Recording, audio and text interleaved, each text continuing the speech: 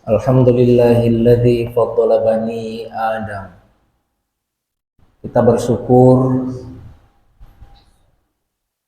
kita menyampaikan satu pengarus utamaan dari apa yang kita pikirkan, bahwa kita diberikan anugerah faddala bani Adam, keutamaan dari umatnya Rasulullah keturunan Adam. Bil ilmi, faddala bani Adam bil ilmi, dengan ilmu. Wal amali, dengan amal, sebagai wujud dari pengetahuan dan ilmu yang kita peroleh atas segenap dan seluruh penciptaan, ala jami'il alam. Oleh karena itu, syukur atas apa yang telah Allah anugerahkan dari entitas, identitas, atau semua potensi yang dimiliki oleh kita, yang kita menyebutnya sebagai manusia atau insan.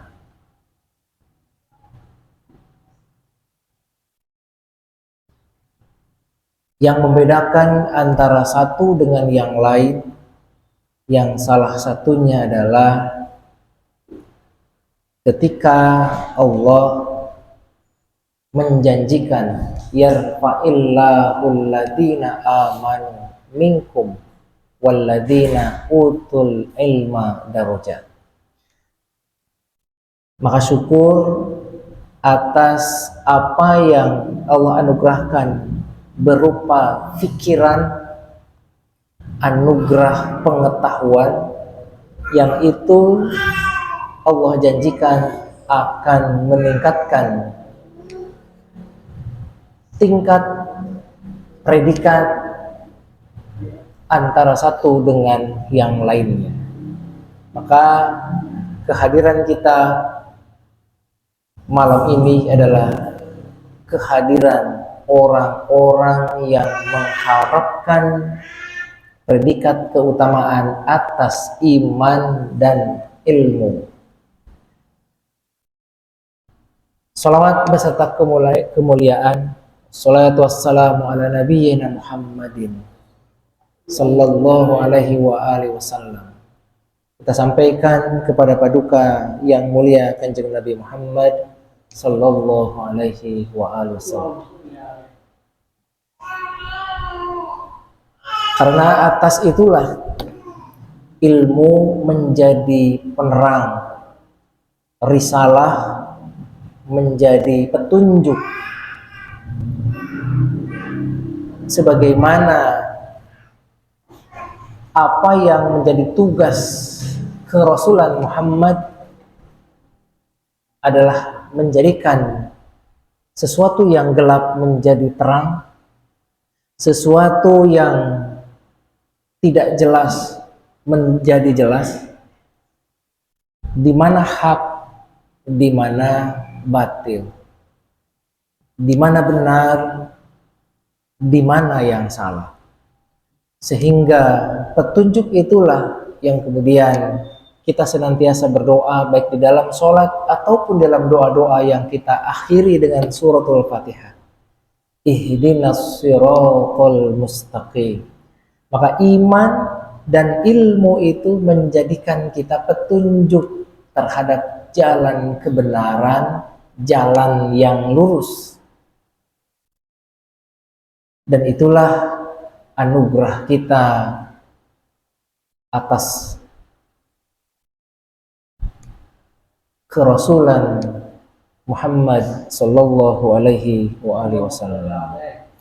Maka syafaatnya sampai kelak tidak hanya di dunia, tapi tembus di akhirat ketika kita berjumpa dengan Allah, dan ketika kita juga bahagia bertatap muwajahah dengan Rasulullah sallallahu alaihi wasallam.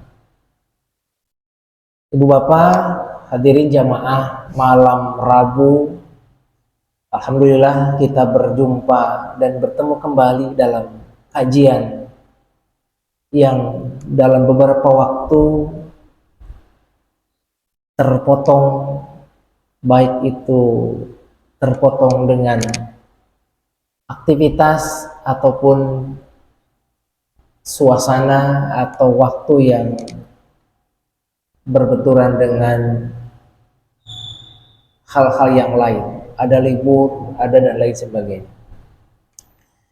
Bapak yang berbahagia, di pertemuan yang lalu kita telah bersama-sama mengkaji bagaimana salah satu bentuk dan ciri dari mereka-mereka yang mengatasnamakan dirinya beriman kepada Allah, manakala ia memastikan dengan penuh keyakinan bahwa nanti kita akan berada satu masa penghimpunan di akhirat kelak, yakni akhir zaman, yakni hari kiamat.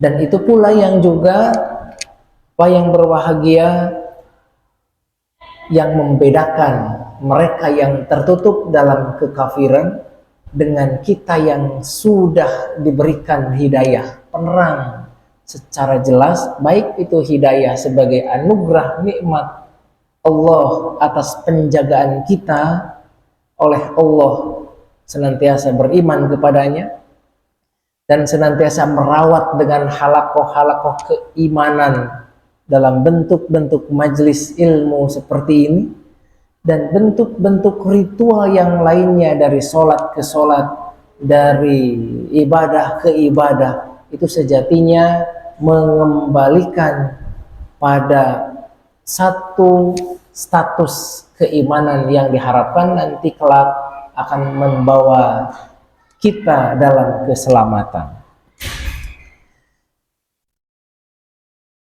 Di malam ini Allah mengingatkan terhadap perkara-perkara atas nikmat-nikmat yang itu adalah kelanjutan dari ayat surah An-Naba.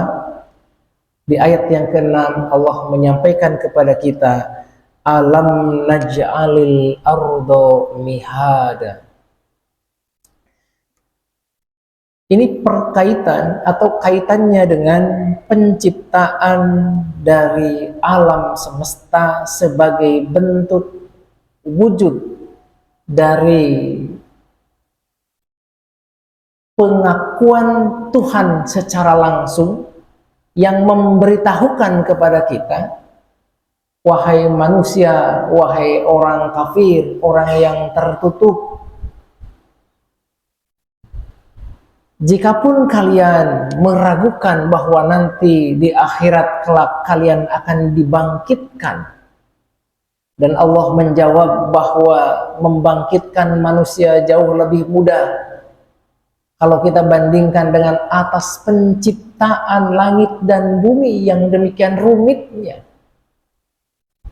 Dan itu yang kemudian di surah An-Naba ini concern orang-orang yang tertutup, orang-orang yang kafir, orang-orang yang tidak percaya akan hari kebangkitan, yang meragukan bahwa manusia ini, kita semuanya itu akan dibangkitkan kembali dari kondisi badan yang sudah hancur, hilang, rusak, baik rusak karena diendapkan oleh tanah yang sekian lama, ataupun yang dibusukkan oleh makhluk-makhluk lain yang ada di alam kubur sana.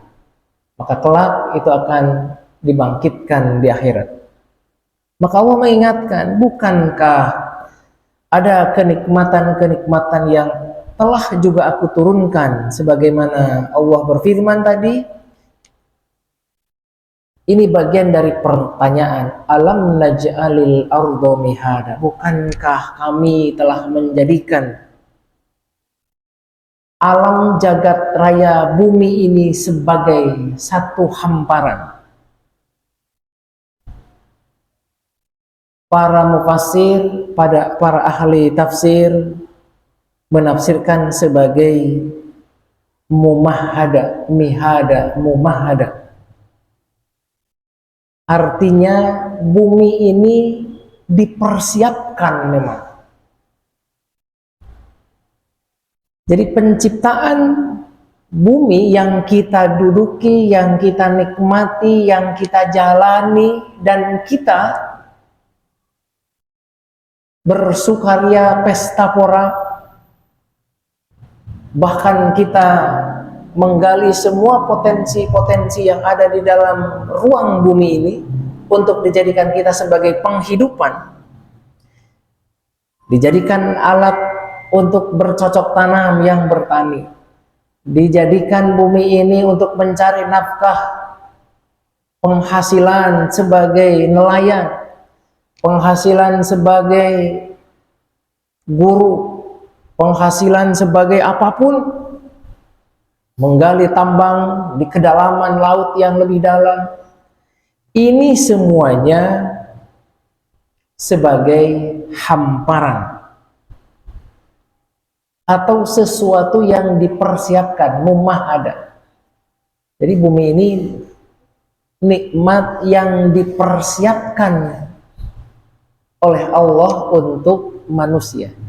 Jadi kalau masih tidak percaya, tidak beriman atas kebangkitan nanti kelak, ketika Allah meminta pertanggungan jawab, Allah juga mempertanyakan, bukankah aku ini telah mempersiapkan, bahkan kamu telah aku buatkan bumi ini dipersiapkan sebagai satu hamparan yang itu dapat dijadikan beragam penghasilan, beragam nikmat yang dapat kita nikmati dalam kehidupan kita sehari-hari. Maka kata Allah, yang membuat bumi ini saja mudah, bagaimana hanya sekedar membangkitkan kalian yang kecil ini. Wal jibala autada. Juga aku jadikan gunung sebagai pancuh, pasak, sebagai pasak, betul ya, pancuh ya, pancuh, pasak, paku, paku, pasnya paku, autada. Bahkan mungkin ketika kita membangun masjid ini, bahkan kita membangun rumah kita ini, kita akan membuat pasaknya atau semacam pilar-pilar, bahkan menjadi pondasi. Apalagi kalau membuat gedung pencakar langit. Ada namanya pasak bumi. Ada yang ditanam itu, dan itu sangat melihat kondisi seberapa besar beban yang akan ditanggung, termasuk seberapa dalam ia tembus pada ketahanan yang lebih kokoh. Makanya kan pasak buminya ketika membangun gedung itu ada yang 10 meter, ada yang 15 meter, ada yang 17 meter sampai ke bawah. Yang dimunculkan berapa meter ke atas itu? Berapa meter? Itulah gunung. Jadi gunung itu bukan permukaan yang yang terlihat tanah, tapi gunung itu yang menjadikan satu pasak sampai sedalam-dalam. Yang dimunculkan kan sedikit. Nah, jadi gunung itu kan kalau kita memaknainya sebagai bentuk yang menjulang, terlihat ke permukaan, kita menyebutnya gunung. Padahal sejatinya gunung itu karena fungsinya sebagai pasak, yang ke atas itu permukaan sama seperti paku. Ketika kita membuat tenda atau ketika kita membuat gedung ini, itu yang dimunculkan itu sedikit saja. Kenapa? Tujuannya untuk mengikat. Yang benarnya adalah gunung itu yang kemudian sampai ke kedalaman yang kita tidak tahu sedalam apa. Bahkan konon ketika kita semakin dalam ke lautan, di laut itu juga ada gunung. Akan begitu, luar biasa. Bahkan ketika digali lagi, di dalam itu juga ada gunung. Allah memberikan informasi kepada kita. Saking apa? Saking rentannya, mudahnya manusia tergelincir. Bahkan dijadikan informasi-informasi yang maha dahsyat. Atas apa? Atas bagaimana mudahnya manusia tergelincir dan bahkan hilang keimanannya. Makanya ada yang apa? Yang tiba-tiba murtad. Hanya sesuatu yang sangat kecil.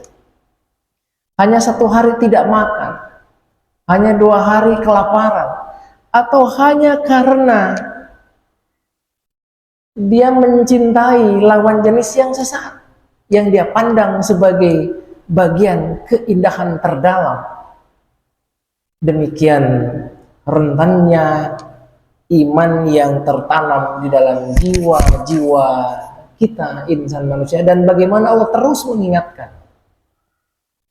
Setidaknya di dalam surah An-Naba ini tidak cukup hanya permukaan literal yang kita bisa lihat atas apa? Atas hal-hal yang bisa kita pantau. Bahkan diingatkan juga di ayat yang ke-8, wa khalaqnakum azwaja. Bahkan bukankah aku juga menciptakan. Jadi tidak hanya menciptakan alam jagat raya ini bumi, tapi juga Allah masuk pada sesuatu yang tadi, yang softnya. Kalau power itu kan hard, kalau komputer itu ada yang hard kan, ada yang software, namanya hardware, ada yang software.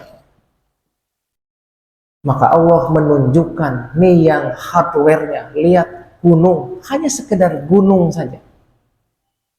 Bumi dibuat hamparan dan itu ada pasaknya gunung sebagai perumpamaan supaya bisa lihat bahwa aku ini adalah Tuhanmu, kalian adalah hambaku, dan suatu saat kalian akan dimintakan pertanggungjawab, dibangkitkan atas kematian yang telah merenggutmu lalu dibenamkan di kedalaman bumi. Bapak yang berbahagia, Allah mengatakan kami jadikan kalian juga berpasang-pasangan. Ini juga nikmat. Kalau tadi bumi, gunung kita gali, di dalamnya ada emas, di dalamnya ada mutiara, di dalamnya ada batu bara, di dalamnya semuanya dieksplorasi untuk apa? Untuk mewujudkan seluruh anugerah-anugerah kenikmatan yang ingin diperoleh oleh manusia. Jadi manusia itu saking serakahnya, saking tidak ingin puasnya, kalau dia sudah punya gunung, dia ingin punya gunung yang lain. Kalau dia sudah punya dapat lautan, dia juga ingin ekspansi ke lautan yang lain. Itu manusia. Bahkan masuk pada hal yang soft powernya. Kalau tadi harta banyak tergelincirkan kita dengan iman kita ini, maka juga Allah mengingatkan, bahkan urusan cinta pun kalian kadang juga terlena. Wa khalaqnakum azwaja, itu adalah nikmat manakala kita hidup berpasang-pasangan.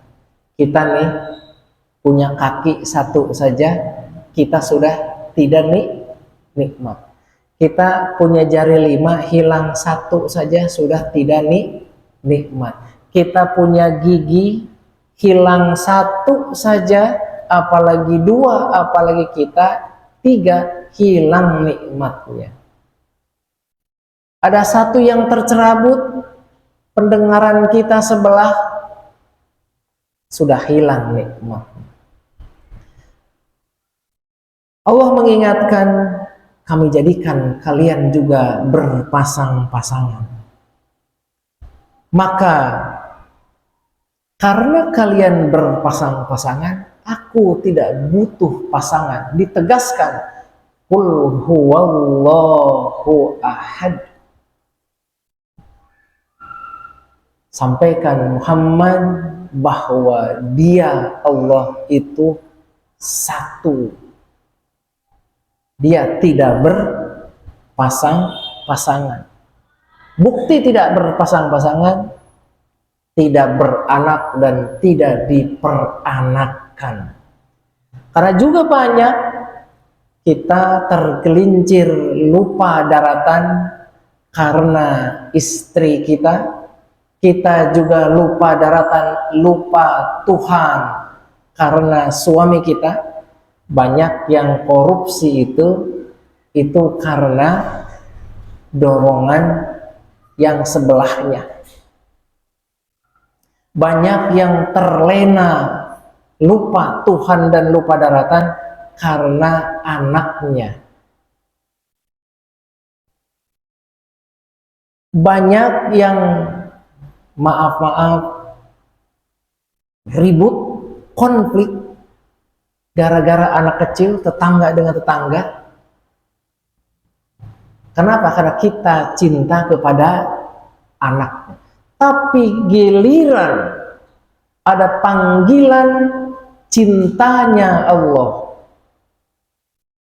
kayaknya kita tidak seemosional. Apalagi kalau misalnya ada istri kita diganggu ya sama tetangga. Oh, luar biasa kita marahnya ya. Tapi kalau giliran ada panggilan cinta Allah, ada panggilan jihad, ada panggilan mengeluarkan sedikit harta yang diberikan atas nikmatnya Allah, kita tidak seemosional itu. Padahal Allah mengingatkan, kalian berpasang-pasangan itu atas nikmatnya Allah. Wa khalaqnakum azwaja. Bahkan di surah Az-Zariyat dikatakan, wa min kulli syai'in khalaqna zawjaini la'allakum tadhakkarun. Segala sesuatu yang Allah ciptakan itu selalu berpasang-pasangan. Itu selalu.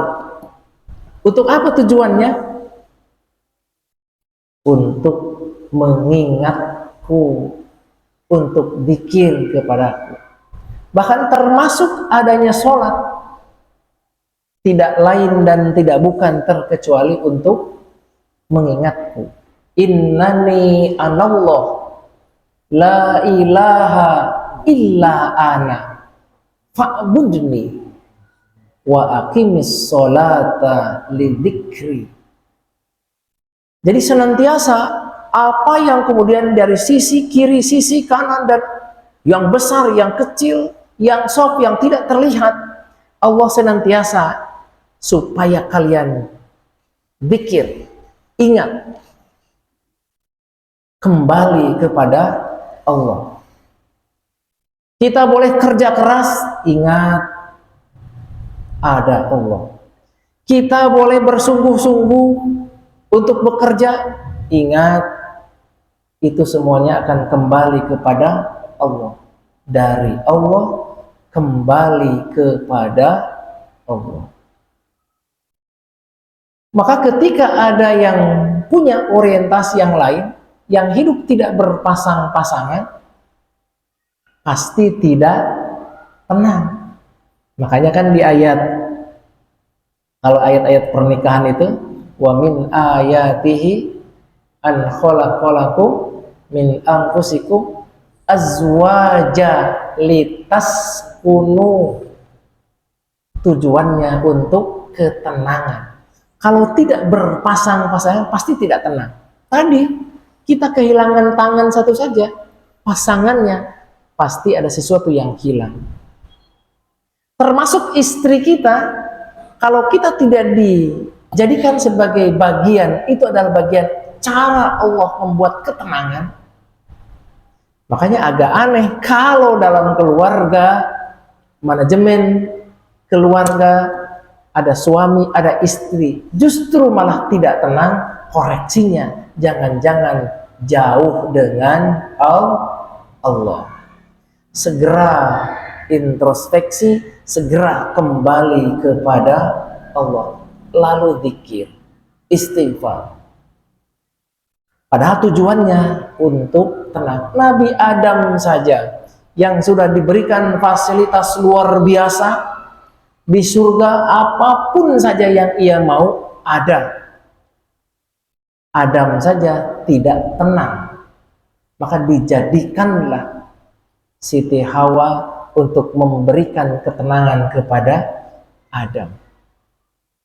Jadi adik-adik, para remaja, kalau memang satu saat waktunya sudah cukup, jangan tergelincir pada satu situasi pandangan yang merusak, satu situasi yang hati tergelincir pada suasana kecintaan yang menutup cinta kita kepada Allah. Salurkan kemana? Cinta yang diperkenankan Allah melalui pernikahan. Maka kemudian Rasulullah mengingatkan, an-nikahu sunnati faman raghiba an sunnati falaisa minni. Di seberang sana, di negara sana, mereka punya orientasi dan cara pikir yang berbeda. Yang penting mereka suka sama suka. Tidak perlu ada pintu pernikahan, terkecuali pernikahannya itu juga dibatasi dengan apa? Dengan perjanjian-perjanjian. Itu saja sudah niatnya sudah lain. Makanya itu kan masuk budaya itu termasuk ke Indonesia kita ini. Dan itu dicontohkan oleh para sebut sajalah para selebritas itu, ketika mau nikah apa yang dibunyikan? Perjanjian, jika saya punya harta sekian, ini punya saya, ini punya kamu. Kalau nanti bercerai, belum saja sudah mendefinisikan diri untuk bercerai. Padahal tujuan nikah itu mempertautkan azwaja itu untuk apa? Merawat cintanya Allah. Karena yang mempertautkan cinta yang satu dengan yang lain, yang laki-laki dan perempuan, dan ia diciptakan dan dibuat oleh Allah, tujuannya untuk apa? Merawat cintanya Allah. Maka aneh kalau dua cinta Allah yang dipertautkan tapi jadi neraka. Itu salah satu tanda ada nikmat Allah yang dicabut. Kenapa? Karena tadi Allah ditinggalkan. Allah bukan tujuan.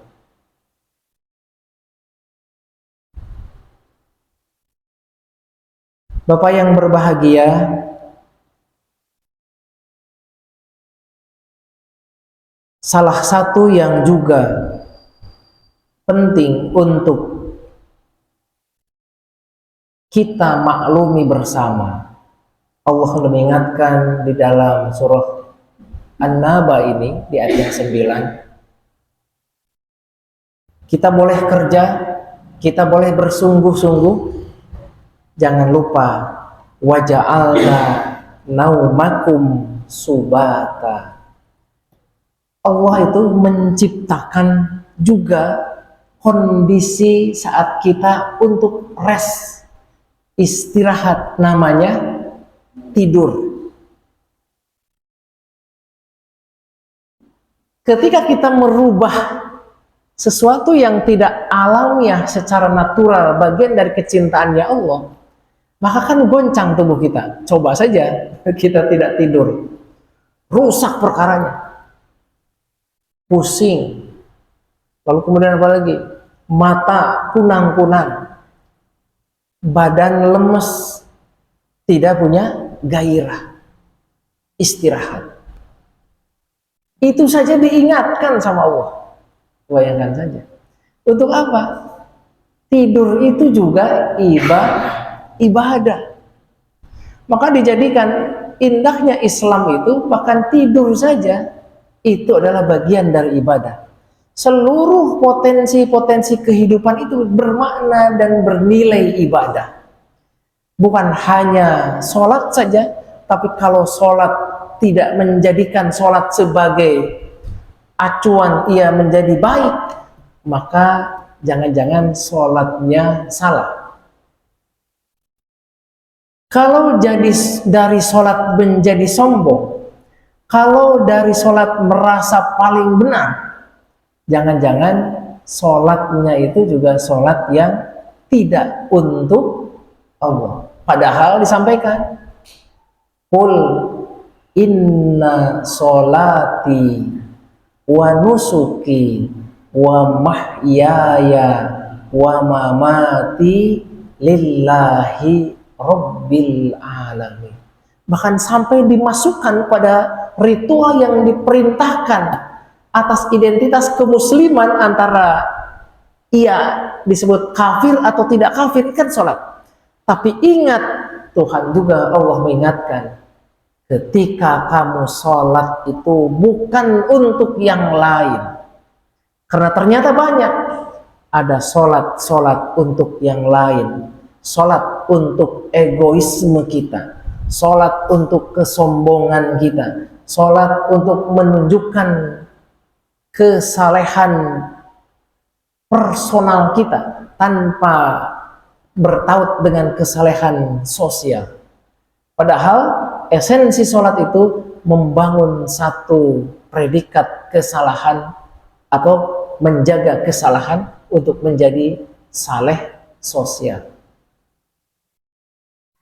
Innas sholata tanha anil fahsyai wal munkar. Kalau sholat tapi mungkar, kalau sholat tapi bohong, kalau sholat tapi perkara-perkara yang melupakan esensi sholat itu melekat dari kita, itulah yang kemudian sholat yang tidak karena Allah. Bahwa sholat itu khusyuk, jangan hanya berhenti pada sholat khusyuknya ketika kita sholat. Khusyuknya sholat itu juga harus merembes pada kekhusyuan dalam menjalankan kehidupan sosial kita. Sholat tapi pelitnya keterlaluan. Sholat tapi bahasanya tidak tertib, marahnya memuncak, menjadi-jadi. Nah, jangan-jangan segera, karena sholat itu untuk mengingat.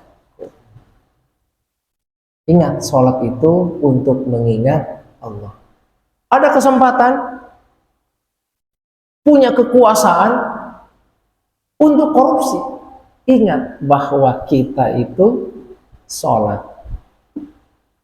Makanya beberapa kondisi ketika kita mendapati anugerah kekayaan, anugerah kekuasaan, yang terkadang di satu sisi, maaf, istri kita itu sebagai motivator, tapi di sisi lain juga terkadang juga kalau kita hilang kendali, ini konon di negara yang kita tidak tahu dan tidak disebutkan namanya, konon seorang raja itu memang didikte oleh istrinya sehingga sang anak pun harus menjadi raja. Gosipnya begitu. Ini A1.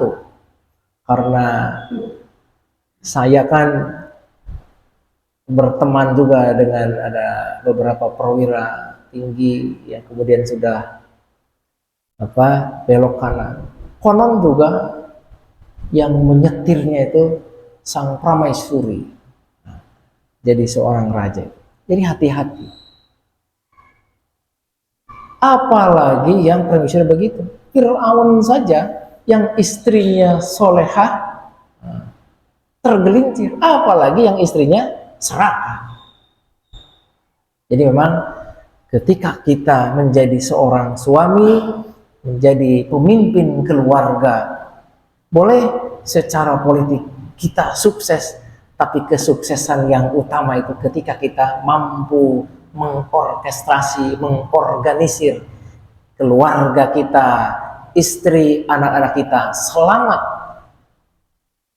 nanti masuk surganya Allah Subhanahu wa ta'ala. Makanya kan doa kita kan setiap sholat itu apa yang sering kita doa? Selain Rabbana ighfir lana wa liwalidayna warhamhuma kama rabbayana shighara. Apalagi yang buat anak kita itu? Hah? Apa itu? Apa? Rabbana hablana min azwajina, itu kan? Wa dzurriyyatina qurrata a'yun. Jadi anak itu harus menjadi qurrata a'yun.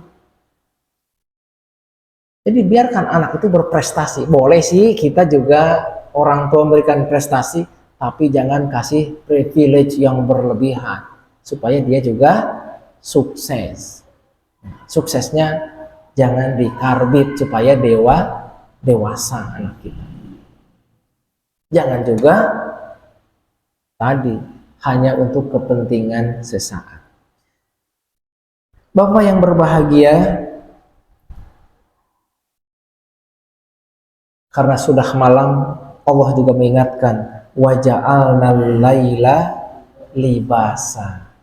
Allah juga menjadikan malam kita sebagai selimut. Apa namanya?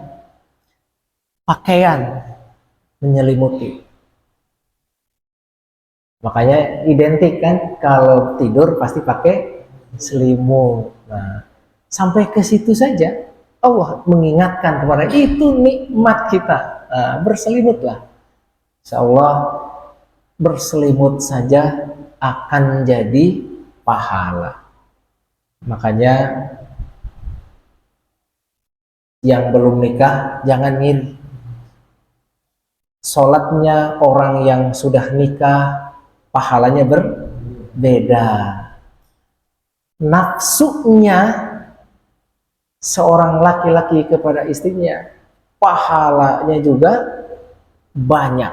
Beda kalau yang bujangan, nafsunya jadi dosa, menghayal saja dosa. Nah, makanya selimut malam yang kemudian berpahala itulah Allah juga ingatkan, jadikan malam sebagai pakaian untuk kalian. Mudah-mudahan insya Allah kita lanjutkan di pertemuan yang akan datang. Semakin yakinlah bahwa kita senantiasa merawat cintanya Allah kepada kita. Cintanya Allah tak bertepi, yang terlihat, yang dahsyat, yang tersembunyi, yang sok, yang apapun semuanya diberikan untuk manusia. Tidak lain terkecuali karena Allah mencintai kita. Kenapa kita menolak cintanya Allah Subhanahu wa ta'ala? Di penghujung malam Allah juga memanggil kita bangun malam, sholat subuh. Walaupun kita ngantuk misalnya, tapi bismillah, ketika Allah memanggil dengan rasa cinta, insya Allah Allah mudahkan. Disitulah kita akan juga menambah ketenangan, menambah kekhusyuan, dan kita semakin diberikan keberkahan oleh Allah Subhanahu wa ta'ala. Demikian pengantar di pertemuan malam ini. Insya Allah Allah Subhanahu wa taala membimbing kita, Allah senantiasa memberkahi kita, Allah senantiasa merawat ilmu yang membedakan antara manusia yang satu dengan yang lain, yang insya Allah ilmu mengantarkan kepada nilai-nilai dan bertambahnya keimanan kepada Allah Subhanahu wa taala dengan dipenuhi rasa cinta yang mendalam lillahi kalimatillah insya Allah. Akhirul kalam, wabillahi taufiq wal hidayah war ridha wal inayah. Wassalamualaikum warahmatullahi wabarakatuh.